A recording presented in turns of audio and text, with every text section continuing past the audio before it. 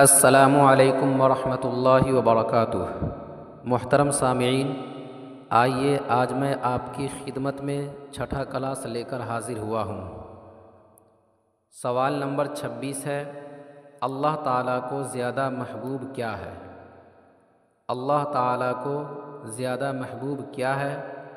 تو اس کا جواب ہے، اللہ تعالیٰ کو قرآن کریم زیادہ محبوب ہے۔ سوال نمبر 27 ہے، اللہ تعالیٰ کے احکام اور کتابیں پیغمبروں تک کون لاتے تھے؟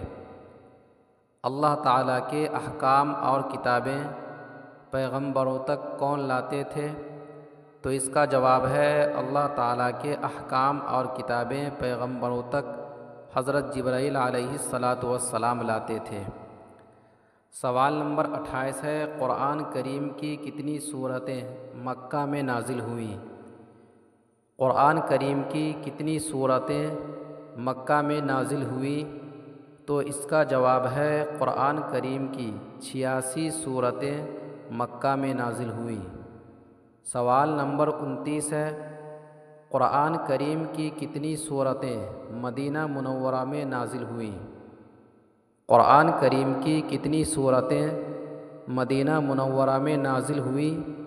تو اس کا جواب ہے، قرآن کریم کی 28 سورتیں مدینہ منورہ میں نازل ہوئیں۔